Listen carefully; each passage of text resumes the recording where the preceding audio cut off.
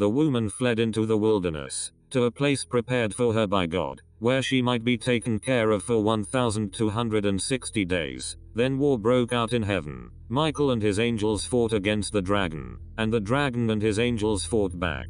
But he was not strong enough, and they lost their place in heaven. The great dragon was hurled down, that ancient serpent called the devil, or Satan, who leads the whole world astray. He was hurled to the earth, and his angels with him. But woe to the earth and the sea, because the devil has gone down to you. He is filled with fury, because he knows that his time is short.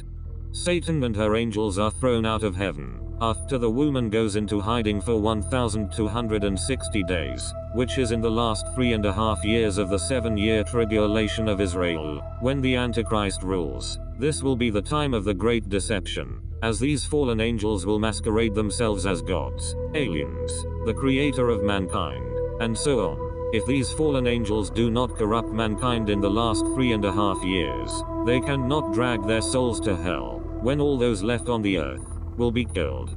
It grew until it reached the host of the heavens, and it threw some of the starry host down to the earth, and trampled on them. It set itself up to be as great as the commander of the army of the Lord. Daniel 8 verses 23 to 25 tells us that it will be this Antichrist king, who will make his failed attempt against the Prince of Princes, who is the commander of the army of the Lord, who is Michael. As in Revelation, it was Michael and his angels that threw out these starry hosts out of heaven.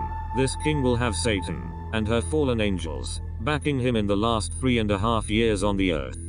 The king will do as he pleases. He will exalt and magnify himself above every god, and will say unheard of things against the God of gods. He will be successful until the time of wrath is completed, for what has been determined must take place. He will attack the mightiest fortresses, with the help of a foreign god, and will greatly honor those who acknowledge him. He will make them rulers over many people, and will distribute the land at a price.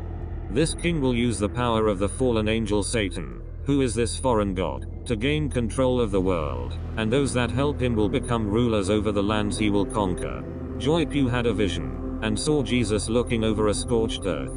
She tells us that many years later she has seen a Jesus clone, who is a prince, walking around, and states that this clone was created from the DNA left on the shroud of Turin, of Jesus's blood. If this vision is true, then this false Christ, whose body was created from the real Christ, would be the Antichrist, in all sense of the word, empowered by Satan, as Jesus was empowered by the Holy Spirit. The great deception is the appearance of these false gods to their worshippers, and they are the fallen angels, who have been thrown to the earth for the last 3.5 years.